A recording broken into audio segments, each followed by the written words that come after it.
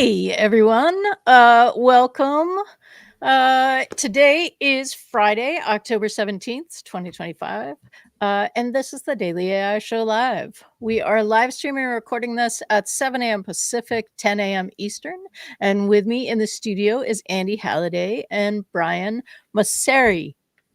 Amode, yes. I'm just going to do that now every time. And I'm Beth Lyons. We are today. Our schedule is we're going to share some news of the day, and then we're going to go to a hot topic, and then we're going to talk a little bit about a new release from Anthropic, Claude Skills, and we'll go through what that is, their demo, and maybe install one. We'll just see how that goes. So for our oh yes, welcome to the chat. Sorry, and we're glad you're here in the chat. If you are watching us and catching the replay, we love you as well. And all of you, don't forget to hit like and subscribe if you like what we're doing. And if you really like what we're doing, go ahead and tell somebody about it. Bring them to the party. Thanks. Okay. So news of the day. Andy, did you bring a news story today? I did. So there have been in the past few days the publication of a number of research reports that are looking at the sort of overall market of AI, and one from Pew Research Center and the other one from Boston Consulting Group, which I just saw for the first time this morning. And I haven't read that report, but I'll give you what I understand from other people who have read it is the main takeaway.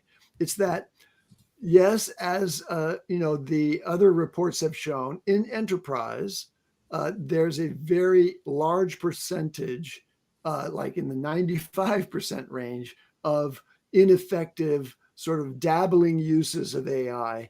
And then there's a small percentage, 5%, of companies that are really getting tremendous value out of it with a very different approach. And the BCG report examines how those companies are different, and importantly, brings some metrics to the party to show just how much advantage it's giving them in their markets. The other one, so that's an interesting report. If you haven't seen it yet, and I haven't read it yet, use Notebook LM or whatever to digest it and get the data out of it. The other one is from Pew Research Center, and they published this Wednesday. They reported that the public concern about AI generally is greater than their excitement for the tech. So this is general public, not AI enthusiasts like us. But the survey, which included 36,000 people across 25 countries, found that 34% reported being more concerned than excited, and 16%, only 16%, reported being more excited than concerned or worried about AI's impacts. So in the US particularly, we showed higher levels of concern than other countries. About 50% reported concern over excitement, which is, quite a bit more than the 16%, 34% reported being more concerned. So 34 up to 50% in the United States. People in the US are worried more about lack of protections in the job market and the impact of and disruption of AI in the world economy. So there. Yeah, we've talked about this before, but I am always curious whether the kind of concerns that show up in the US that are higher than other countries are related to the fact that our healthcare is tied to our employment usually, and other countries have a more comprehensive universal healthcare largely. Brian, did you bring a news story? Yeah, I got a few, but two of them are actually that we didn't get to yesterday, which is, no big deal on that. And it looks like there's actually a second part to one of them. So the first one that I was going to talk about really quick is kind of quick, is like, Spotify's AI DJ. I actually use that quite a bit in the car if I'm just, I'm not trying to think too hard about, a particular album or artist or whatever. I always think it does a pretty good job. Now, the other day, it made me laugh. It mixed things up, and it said something to the effect, because I must have listened to a like Depeche Mode type song or Depeche Mode, right? And it's like, let me bring a new artist to you. And it was New Order. It was Blue Monday. You're talking about a 40-year-old song. And I had to laugh and be like, yeah, that's new and fresh. I mean, I like this song, but it was just funny the way the AI phrased it. So now you can text using AI. I'm sorry, I thought I had this on the screen too. You can now text AI's Spotify AI DJ. Now, I mean, obviously that's not going to work super in the car, which is when I tend to use the DJ. But I do like this feature. I think this goes right along with what we've seen from Notebook LM and even Hux yesterday, which by the way I downloaded. And started playing around with a little bit and connected it just to try it after Andy's review yesterday.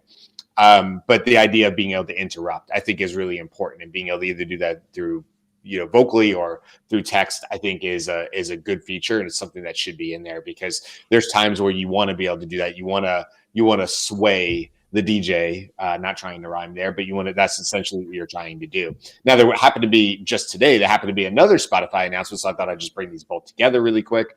Spotify partners with record labels to create, quote, artist first AI music products. That definitely raises the hair on my neck, because I go, okay, let's see. Let's see. I'm not super thrilled about the idea of Spotify and the deals with major record labels having the best interest of artists. That's not historically how that goes. So the idea that Spotify and record labels are going to fix this for the small artist, I have a hard time believing. But regardless, they're talking about they want to do stuff that's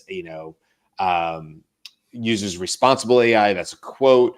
That protects and respects the copyright, but also allows artists to choose whether they want to allow to use the use of AI tools. So they're sort of framing this, and I'm not knocking on it. Maybe this is the case. This article sort of frames it from TechCrunch as this is something we're doing to help artists gain more control. I don't think history has been particularly kind in that area. So this is sort of a wait and see for me to see if this is something that actually benefits artists and their ability to say yes or no about being remixed, which, by the way, I have a second news story that I'll circle back to, Beth, but about being remixed. I have a perfect example of this. So we'll see. I mean, I have nothing against Spotify. I'm not like out for them or anything. I use Spotify, have been using Spotify for over a decade at least. And I actually really like their platform. So I really hope this is true, and that they're trying to do the right thing for the artists and not just to fill the pockets of record labels and themselves. So we'll see on that one. So that's my sort of 1-2 story. They both happen to be about Spotify. So, and then I have a few others to throw in. Great. And actually, I mean, the deal with the is so low that, like, come on, fill the like, you're not going to fill the pockets of the artist. Let's drop a little awareness and some coin in the pockets of artists. Yeah, I mean, it's only gonna increase the. I mean, I look. We'll see. Here's the thing. And again, the other news story I'll have is about me actually loving something that's been used AI for this, and how I'm like low key obsessed with this thing that I'll tell you. That's kind of a news story, I guess. To me, it's a personal news story. But like Beth, right? Like, if there's more and more mixes and AI mixes, even if the artist is caught in or is brought into that and have copyrights and have points to it, do we really believe that, okay, if any artist, it doesn't matter, literally, I'll use Brandy Carlisle because I love her, and I just happened to see a recent video of hers, Brandy Carlisle, and people remix and use AI for it, and they're like, but Brandy, you're going to get a cut of that, but it also takes away from her original art, original tracks going and streaming on Spotify. We already know that's fractions of a fraction of a cent to her at the end of the day. And so does that even cut into margins that she has in other places? And that's Brandy Carlisle. She's fine. But if you go to the up and coming Brandy Carlisle, people who can sing like that but aren't known, does that actually make it worse? Would it make it worse? So sometimes these stories make me a little nervous. As much as this is an AI show, it makes me nervous because these news stories come out about, like, we're going to take the lead on AI.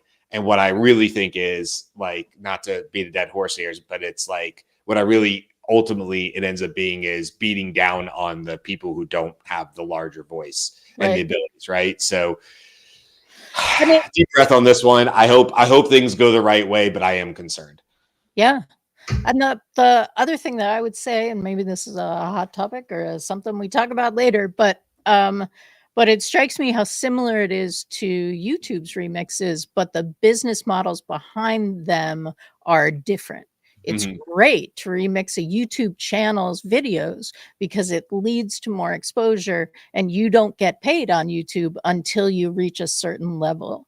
In music, you're the copyright, you're the copyright up front, and well, artists don't actually get paid as often as you would like them to. The business model is you make something, people enjoy it, you get paid right away. It's not the YouTube model. And I think that's playing into this. Like that's very interesting. By the way, just little extra note on that, a carrot on that. Matt Wolf had a video and he talked about how he publicly allowed people to remix him on Sora 2, and how that had definitely led to hundreds new subscribers to him. So interesting about remixing and what you're allowing people to do and not do or whatever.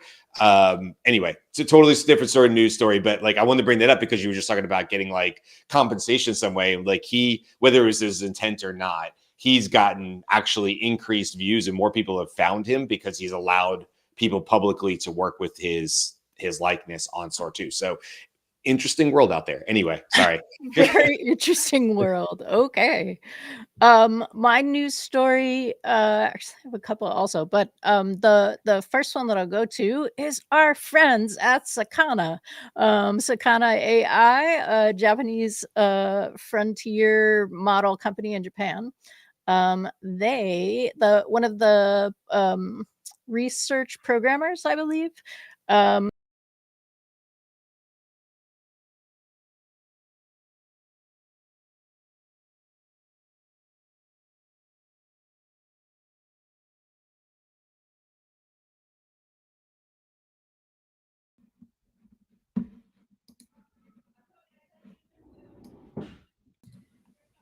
Hey, did it kick all of us out?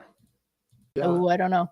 Yeah, and there I just Okay. put you back. I thought it was just me and mine froze. Sorry to our listeners here. Sorry for the dead air there. Like it froze on my side. I thought, oh, it kicked me out. And then I could still see you talking on the side, Beth. So I don't know what was actually live there or not for the last 20 seconds. It was silent. It was Okay. silent. Start over. What I last heard you Let talk me about start is again. Wow. He's gone again. Okay. So Brian's coming back. I am gonna, and I was looking at my story, so I didn't know that we were off at all. Okay. A Sakana programmer named Tayuka Akiba entered entered the 2025 ICFP programming contest, used the Sakana AI models tool Shinka Evolve, and won first place. And that it was like a super interesting result, not just because like it's cool to win first place in a contest, but because of Shinka Evolve's technology, which is self-improvement within the system. When we talk about models improving models, we're often talking about training models like it's part of the training process. It's not part of the inference process. This is part of the inference process, and it led them to first prize. The original article is in Japanese, but you can find great translations. And congratulations to Sakana and Tayuka Akiba. Thanks.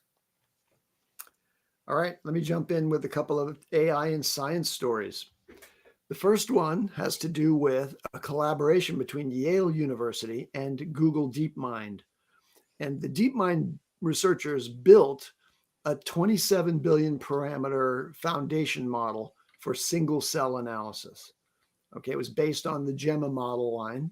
So it's not a big model, but it's focused on this targeted research area, which is single cell behaviors. The model generated a novel hypothesis about cancer cellular behavior. And then later, Yale and DeepMind confirmed this hypothesis, which was novel. No one had ever written about this idea before, and confirmed it with experimental validation in living cells. What's important about this is that in cancer immunotherapy and all kinds of biological approaches, we wonder whether AI is simply regurgitating what it has in its pre-training, or whether it actually has the ability to innovate and come up with novel hypotheses. And this proves that. So it was a novel idea, and the complexity of what they discovered is beyond my discussion here. But it found that the experimental verification of it used a specific anti-cancer drug with the cell, and was able to modify the growth behavior of that cell. So this is very promising in terms of therapies for generalized therapies for cancer, and even very micro-targeted therapies for cancer, all driven by a very small model, but with superb training by DeepMind to focus on this initiative. Let me cover the other one that's really interesting, and then I'm going to bail. But there's a very cool thing that came out here. If I can find my the right screen here. Oh, bummer. Okay, give me a second here. This has to do with quantum computing, and this is a breakthrough in quantum communications and quantum computing. So let me just talk about it, so I can't seem to pull up my notes about it. So what happened? This is from the University of Tokyo, and they found a way to combine photonics, which are used in communication between the different parts of a computing system, right? So photonic delivery of data. They found a way to use this as a quantum state, an observable quantum state thing, and the breakthrough was as follows. So historically, you've been able to try to isolate a very small particle, which is what quantum is all about, and use it as a qubit, right? You look at the states of a single particle at the quantum level and use that as the foundation of computing. But they're generally unstable, and it requires really fine articulation using lasers or other methods to try to contain and observe the quantum particle as it's doing this. Well, at the University of Tokyo, they had been working on a technology where they were using an emitter using neodymium, which is a rare earth metal, and the ions that come from that to try to generate a photon and then capture that photon in an optical fiber. But they described it as, that's like standing across the room and tossing a pea and hoping it's going to go in the end of a straw. So capturing it and containing it was very, very difficult. Well, the University of Tokyo researchers just demonstrated the ability to generate a single photon inside the optical fiber, so that the source is inside the fiber. Now, this has really great import to security technology in the future, because as quantum computing of various types comes into fore, they're going to be able to break encryption regimes very, very easily. That's just the way quantum computing is. It's so powerful that it could just discover and explore all the possible keys and break your encryption. But if you have a communication system that's resistant to that, then it's based on a single photon moving through an optical fiber. That's very hard to hack, apparently. I don't quite grok all how that works, but this is a really important step toward quantum communications, which will be resistant to quantum computing jailbreaking, encryption. And also, it's actually a technique that could be used to create quantum computing within optical fibers, as opposed to in superconducting fluids or that sort of thing, where they have to use, because by the way, this all happens at room temperature. So you don't have to have, as most quantum computers do, enormous refrigerants that are bringing things down to near absolute zero in order to get to superconductivity and get to a quantum state. So If you're interested in all that kind of stuff, dig into it. But University of Tokyo's new research on emitting a single photon, that's a very small particle, inside an optical fiber. Wow, that's amazing. Thank you, Brian. Yeah, I'll give you a news story that's like literally coming out of you like what do they say with Law and Order? Stripped from the headlines. This is stripped from Brian's inbox, which is I am still dealing with security measures inside of N8N. God bless them. I would say that I guess this is a promotion for N8N not easily giving up your you know what. Because I have this, I've said this on the show before. I have this issue where ultimately it's my fault. So it's my fault. But the way I set it up with an email, it was a dot something something instead of it being a plus in the email. I didn't catch it. I set it up. And what this caused was this ripple effect of me getting locked out of this account. N8N is like, no, that email goes with this other account, which is a different client. And I said, no. It goes with this client. And hilarity ensues, right? Of now a 26 back and forth email string, 26 to get access. And N8N does not want to give me access to something. Now, 99% of the email is identical to my work email. Only one part is different, but I don't have access to that email. Therefore, I cannot get passwords. And N8N, I finally got a human, and me and lovely Charles, who's been very nice and willing to help. We have gone back and forth to the point where he said, Brian, I can do this for you. You clearly demonstrated that you know enough about this account that it must be your account. And I was like, yes. And he said, but you don't have two-factor auth on. I said, nope, it was a free account when I set it up. I hadn't had a chance to pay for it, blah, blah, blah. Okay, great. So like we go back and forth and he says, well, then he said, yesterday, he said, well, if you could just tell me this one thing, we're good. I'm going to do this for you. I'm going to reset the email address so you can get the password. I think yesterday I tell the client, we're free. We've done it. I do not have to rebuild these two because the only alternative is to me to start all over and rebuild them. And right. I don't want to have to do that if I don't need to, right? It's already connected to Salesforce and the things are already built for them. Not their fault. I feel bad about it. Today, he writes me back and he says, hey, can you send me some screenshots of and the names of the workflows in N8N? And I thought, I'm locked out. I would have had no reason to have screenshots or the names of the workflows. So I take screenshots. This is literally just happening. I take screenshots of a different client and I'm like, I build the same solutions over and over and over for clients, except that it's different for the client. But they should look similar to this. So now I've sent screenshots of a different account.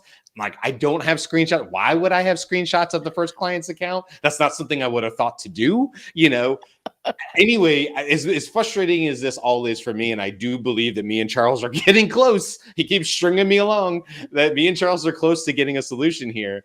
I will say, hey, if you're looking to work with a company and build solutions like I do, AI solutions, and you're thinking, I don't know, is this company going to back me up? They will not release your to anybody. Not even if it's you. Not even to you. It's you. Are they so sure it's you? And N8N, I hope somebody on your team gets to hear this. So I guess kudos. So, but know what you have in N8N, because if you ever, God forbid, get locked out and a simple reset password ain't going to get it done, which is my case because I can't get the email that has the password. Whew, man. Wow. Protect yourself, I guess. You know, learn from me on this one and watch what you're doing with your email, because that's what got me messed up. You know, you can put the plus and add something to an email. That's what I meant to do, but the client had sent it over a different way, and so it was like yada yada yada yada yada dot like period da da da. Yeah. And I didn't think to move it over, and it has caused this whole mess. So sometimes, you know, wow. Governance and the ability to name your stuff correctly goes a really, really long way. I'm glad you survived that moral. I'm not out of it yet. I'm still in it. We're at 26. We might you're go living, 28, you're 30 living. emails. I don't know how far me and Charles are going. We may have to meet in person. I'm not sure. I don't know where this is going, but I might be reporting from Ohio next week and be like, I'm in a parking lot and I'm meeting Charles, and he's requested a blood sample, and he's going to grill me on what I built in 8.8n. He says this is the only way. That's hilarious. All right. Well, All right. with apologies, I've got to go, you guys. Thanks, Andy. All right. That wasn't even my see, Andy. Okay.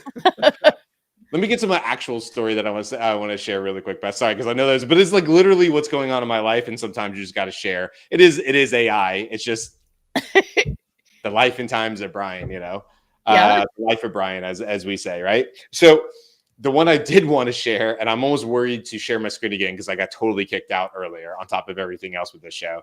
So I don't know what the internet issue is. Meta has an article out. I meant to share it yesterday, but we just ran out of time. Came out on the 15th, breaking ground on our new AI optimized data center in El Paso. Now, that's important, and it's going to be a 1 gigawatt apparently, and it's going to create 1,800 jobs. But I wanted to bring up really quick, Beth, is like we're going to see this a lot, which is like this trade-off, this tit for tat. Like you can do this, and you're probably going to see like the movie industry where Marvel was in Georgia for a decade plus. By the way, that has caused a big problem in Georgia. Totally different story. Because they moved out and they've gone overseas, and it's left a huge void almost around my hometown where I grew up in Georgia. But anyway, it's going to create jobs, but and there might be tax incentives, right? El Paso's like, look, this is probably good for us. But also El Paso's probably like, hey, tell us what you're going to do for water. Tell us what you're going to do for electricity. And so you're going to see a lot more of these infrastructure deals where it's much more than just a data center. So right in Meta's press announce about this, they talk about water and electricity. Basically on the water stuff, they're going to have a closed loop system. They say that the data center will use zero water for the majority of the year. I don't exactly, they don't break that down. That's just what it says. It says we've also set an ambitious goal for ourselves. We aim to be water positive in 2030, meaning we'll restore more water than we consume. And in El Paso, we'll restore 200% of the water consumed by our El Paso data center to local watersheds. How are they going to do that? Is El Paso going to hold their feet to the fire on that? I don't really know. But it says to meet the goal, they are partnering with local organizations to support water restoration process. They're in collaboration with Dig Deep, which helps provide running water in El Paso. So, look, Meta, and this is not just Meta. This is anybody. You build a data center, you better have a strong position on how you're going to help that community, because that community, rightfully so, is going to say, so large consumption of water and large consumption of electricity, and you get a tax break for being here. And after the 1,800 jobs of construction, so tell me how this helps us again. And then on the electricity, they did a similar thing. We'll match 100% clean and renewable energy. I always don't really know the guardrails or the guard dogs and things like that. So like, who's making sure that it is truly a 1-for-1? Sometimes I think some of these things like, we'll pledge to buy 10 green trees or plant 10 trees. And like, who's following up on that? Is it really, you know what I mean? Like, it sounds good. It's greenwashing, but who's watching that? So anyway, just wanted to bring it up because it is a big story. It's yet another massive company building another one of many data centers. This just happens to be Meta's, but obviously Google, OpenAI, Anthropic, I'm sure, and all the rest are building their data centers as well. And I am sure there could be a lot of benefit to these local communities, but there has to be a lot more to it than that. So they say they're investing over $10 billion into Texas. And they have more than 2,500 full-time employees across the state between our data centers, offices, and research labs. So, all right. Yeah, Meta's been busy and continuing to be busy. I think we mentioned it earlier this week. I was going to say month because what is time in the age of AI? A co-founder of Thinking Machines, yes, the lab founded by one of the co-founders of OpenAI, Mira. Yeah, Mira, right? Yeah. I don't know her last name off the top of my head, but Mira. So a co-founder went to Meta, 1.5 billion package apparently. Also was announced, I think yesterday, that one of the Siri AI developers was also going to Meta. That does not surprise me, right? Like they moved the Siri team a bunch of months ago and did a bunch of things. They're not making Siri team happy anyway. But anyway, all right, let us move. Woo! So that we know when we're editing, let us move to our hot topic, and our topic is hot. We're gonna start by talking about the OpenAI has come out and said that they are going to allow 18 plus users to have explicit sexual romantic conversations starting in December. And the frame of this is in August. Sam said on a podcast that he was proud that his company had not gotten distracted by putting features like Sexbot Avatar into ChatGPT like Grok. But on Tuesday, he said, we're going to treat adults like adults. Adult users will be able to access explicit interactive experiences, marking a shift in the company's practices. A major shift, maybe. They have come out more and more and saying, we're going to let adults be adults, right? We're going to treat adults like adults. Now, when a frontier company says that, that's like, we're not going to... we're not going to put resources or a lot of attention on that. So let's just have a little bit of a conversation about what this means in terms of, is this concerning to you, Brian? Is this like inevitable? Like, where are you coming from in terms of this? I don't really think this is the story that maybe it seems like people are coming out and talking about. And by that, I mean, like, you just sort of played like, or talked about what I guess Sam Altman said in October or August rather. And then now, like, this isn't the same thing as like trying to maybe do what Grok was doing. Or, you know, if he said like, you know, putting a sex bot on or something like whatever it would have been, like even just a, you know, a romantic novel type thing or whatever on there. And like, yeah, like, I don't really see that as a change from what there is today. I think they are like any company and they're following the lead of the people who are asking for stuff. There's nothing wrong with allowing adults to be adults. I'm kind of for that. And as long as the right protections are on there for children, which they are working on. I have an account for my daughter that has parental controls on it, so that already exists. That's a thing I do already. You know, obviously, I do not want this falling to her hands or in that sense at 15, right? She's not 18. Then yeah, as a parent, obviously there's concerns there. As an adult, come on. Like, if that's how you want to use, I'm not judging. If that's how you want to use ChatGPT and you want to create that kind of content for your own consumption or for others or however you want to do it, I'm great. Go. I think that's fine. That I don't see a problem with it at all. I mean, you certainly cannot use it. So what are we talking about? Like adults that are upset that it's there? Well, don't use it. Like, that's fine. Don't, you know, and then like, if you're a parent, I get that side of it, you know, it falling in the wrong hands, but I mean, you can just not do it if you're an adult. Yeah, absolutely. Like if you're not interested in it, don't use it. I think where I saw like there were some potential concerns with this was so when they came out with ChatGPT 5, we all remember they removed access to GPT 4.0 and people lost their minds. Because they were attached to the experience that they were having with 4.0. And it wasn't just that my prompt worked with 4.0. It was like 4.0 makes me feel good about myself. I need 4.0 back. Heck, I miss 4.0. The router messed up 4.0, man.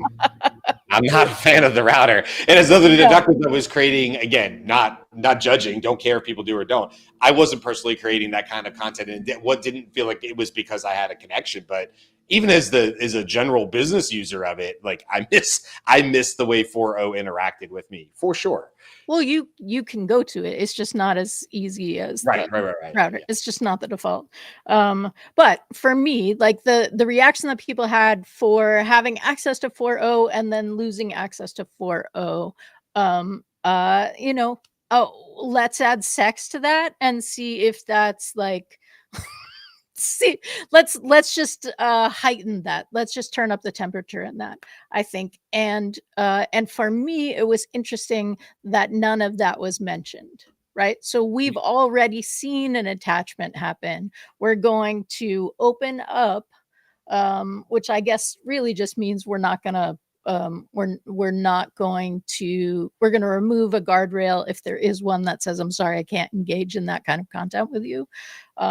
It also seems really obvious that people are going to Grok for that, so let's keep them on OpenAI, although I don't know you're going to out Grok like. No, but yeah, just to have different approaches, right? Like it just, yeah, Grok is gonna probably always sort of be the model that's sort of pushing that, two fingers in the air type of, like that's sort of their mentality, and they're going to get their own audience for that. It's not something you can, super grow with. When I had my CrossFit, you weren't allowed to throw chalk everywhere. Guys had to wear shirts. People had to be generally respectful. What happened? Other CrossFits opened up in my ear who were the exact opposite of me. It was two fingers in the air, throw chalk wherever you want. This is dirty. This is grungy. That's what CrossFit's supposed to be. Two different business models. That they weren't any, they were just filling a void that I wouldn't do. I didn't want it for my own business. Right. So like, that's the way I look at this, is like, it's just two different ways of doing this. I don't know if it's because, Beth, I wonder, is it because they think they're losing market share to Grok? I don't know.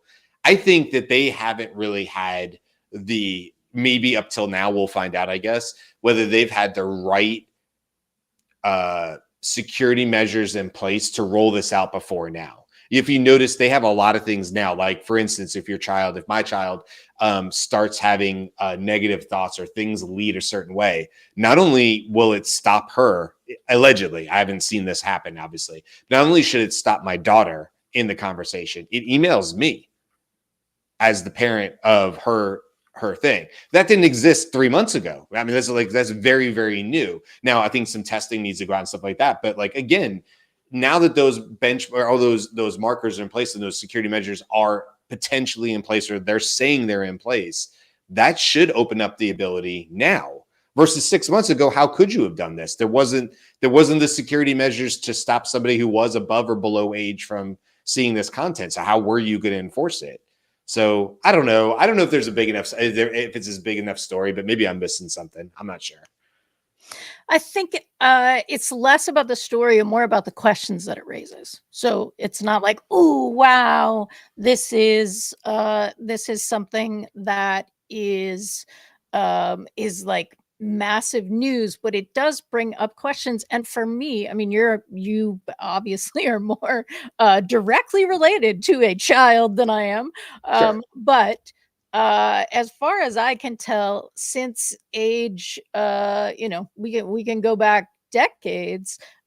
When you create a system designed to keep children out, that is something that often has a ton of children in it, right? So like parents asking their kids to how to program the VCR or the cable box for parental controls. Like, sure, your kid will help you figure that out, and no problem, because they now know the password, and those kinds of things. So this seems to me to be less a signal.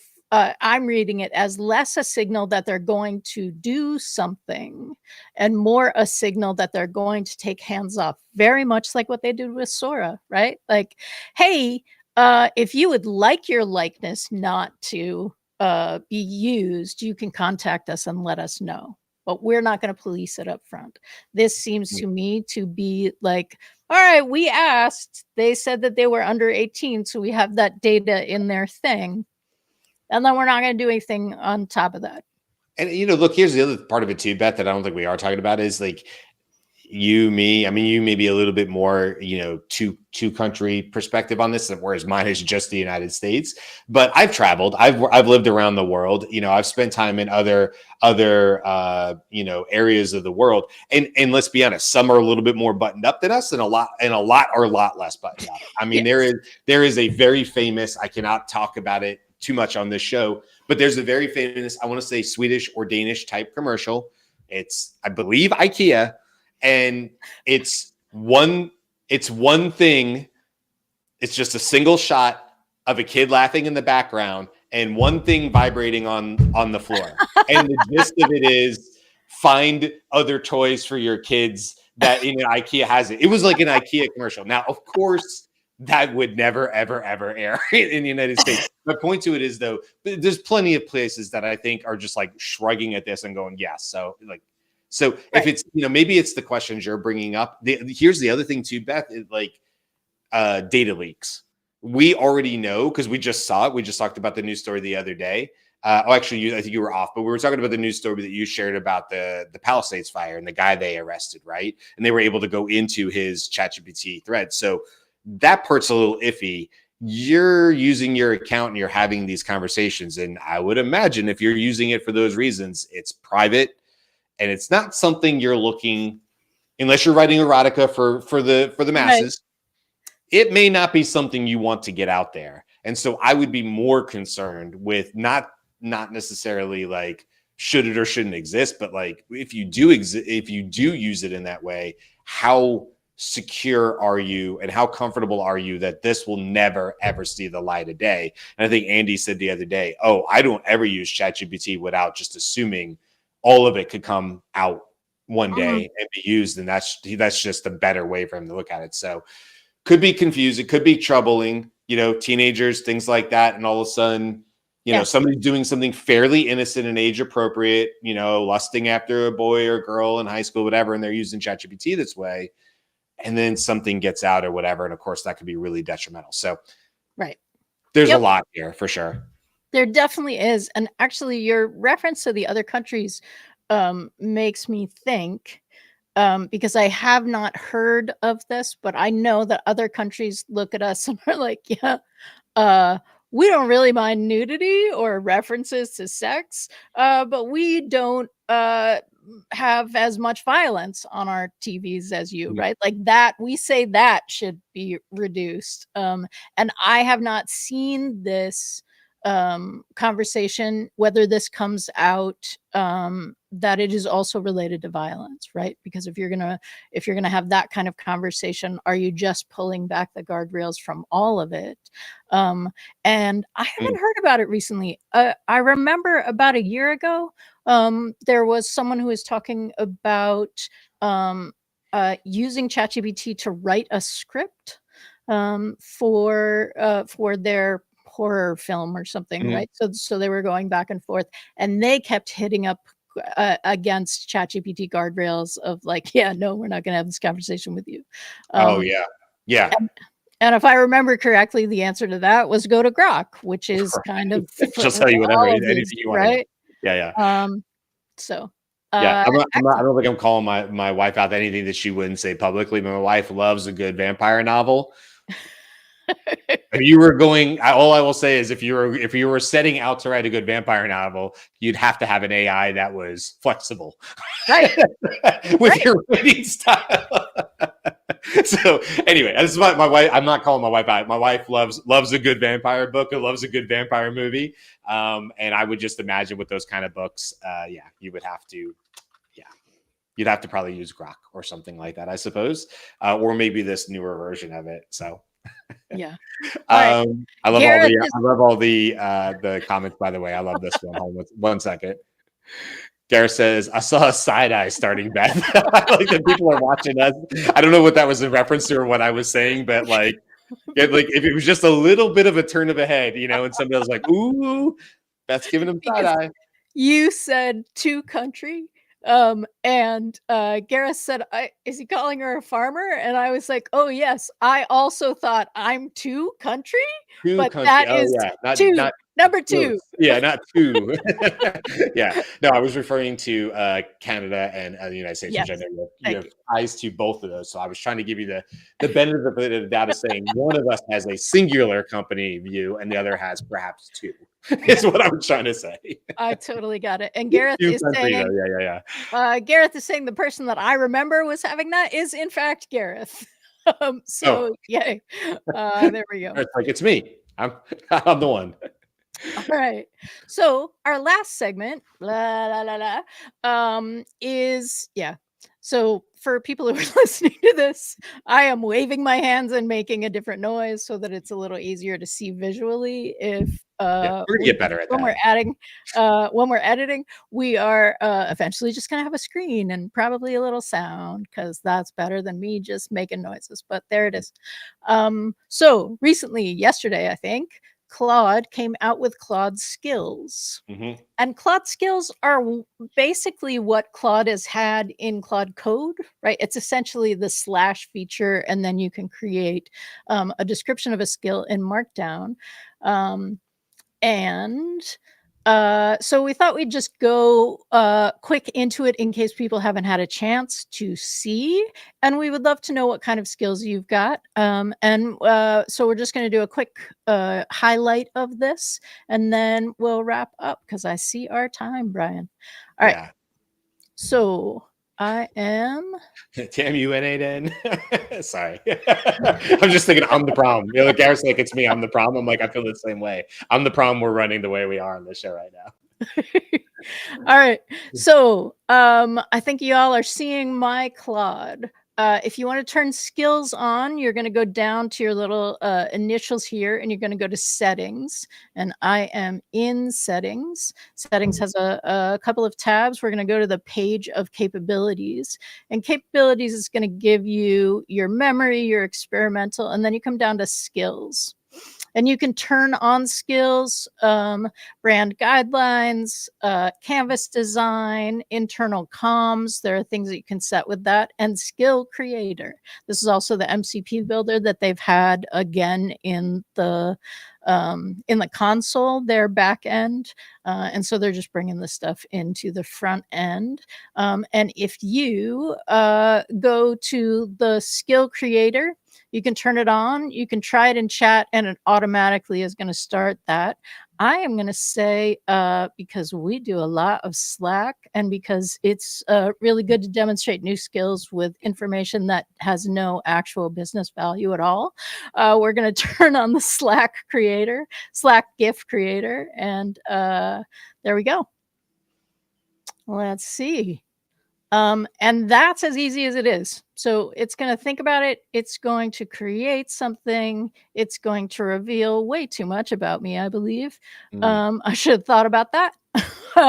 Like Andy with Hux yesterday. Yeah. What's it going to say? What is it going to say? And it does. So you can see it does synthesize user preferences, the map we're building. So create a celebratory ship it GIF, perfect for Slack that combines multiple animation effects. Ooh, a rocket, because God knows we need more rocket imagery in our emoji and GIF things. Particle burst, pulsing glow, etc. Do this, watch me build it. What it built for me yesterday. I'm so wondering if this is going to be really quick or not. Actually, looks like it's going to be pretty quick. Yesterday, I built a new skill, and it looked at my history and said, so what I'm going to build for you is a learning process that focuses on where you are in the process of learning something, because I am someone who really needs to know like what is where I am in the data, right? Like what's the context of it? How much have I already learned? What do I need to do to move forward? Here we go. View our GIF. Let's see. Oh, and this is interesting. I don't know if I turned this on somewhere, but ooh, that's a really bad GIF. Yeah, it's not great. That's very, very ugly. and blurry and all of the things. So Yeah. can I stop? There we go. um, Mm. so it Thanks. does make something, but perhaps you want to say a little bit more about it. But this is also something that it's doing, and I don't know if I turned something on, but let's discuss understanding what happened. And it asks 3 questions. So I'm not sure if that's part of the skills or whether that is just something that they are doing, or whether I turned on something that said, please ask me 3 questions at the end of every time we have a conversation. So I haven't, you've done way more here. And I know Andy, if he hadn't had to run, he had maybe a simple demo too, but like, what is the use case for this? Do you think, like as you see it right now, Beth, because I'm not sure, I guess it's like a project, but it has better coding in it. Would you say that way, or no, you see it differently? The big use case that I'm seeing people talk about is being able to put your brand colors in and your your writing guide, and it will create a PowerPoint for you, or it will create a Google slide deck, Great. like Yeah. that kind of thing, with Claude's writing, with Claude's sensibilities, which are generally good. Not for GIF design, but there we go. Um, yeah, so I think they're really coming for the other systems that say, we can just give us the topic and we'll create your deck for you. So those Yeah. kinds of things. God, we're There's so also close, to like really, I know some like GenSpark and all that, and like Claude, people say Claude Code, but man, I feel like everybody's dancing around this idea of a great PowerPoint or slide deck.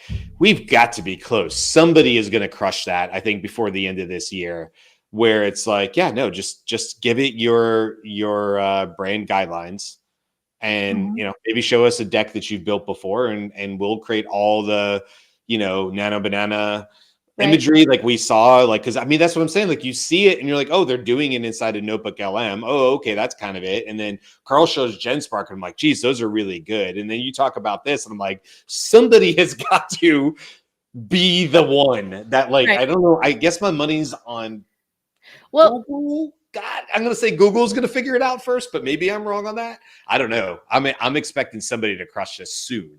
So it's complicated because you're using different you're using content, you're using image and that kind of stuff, but you're also using design, and AI isn't great at design, and there are all kinds of reasons why that GIF was pretty horrible, but also because it didn't have a design sensibility. So even if we thought that the red ship it was great as a blur, and those black things, Why was it blurry? I have no idea. Why would it even create blurry? Anyway, never mind. and black confetti, blurry black confetti, maybe, I'm not really sure, I but don't know what in terms of spacing and like a visual, it did not have a sensibility about that. So that's part of what is challenging. And a recent Nate Jones deep dive said he did a deep dive and it takes multiple prompts, I think was his ultimate thing. He shares them, but yeah. All right. So, thank you for hanging with us. Welcome to everyone who has joined us in the chat. Hey, all of you folks, remember to like and subscribe. Hit that bell so you get notified. Gareth is saying it's because it was trained on GIF thumbnails. Yeah, that could make sense. Yeah.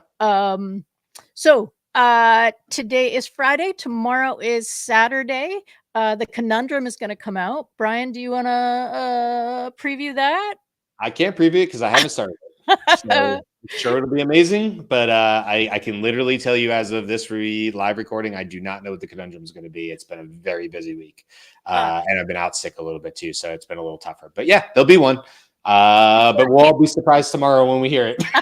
It's currently gestating, and it will be amazing. It'll be amazing, whatever it is. It'll be amazing. Sunday our newsletter will come out. You can the Conundrum will be on Spotify. The newsletter is at thedailyAIshow.com. Sign up, you'll get it. And we'll see you all next week for really great shows Monday through Friday. Anne will be joining us on Tuesday, I believe. Nice. Anne Murphy of She Leads AI. And Yeah, lots of good stuff happening. Go play with AI. Let us know what's happening. And see ya. Bye, bye.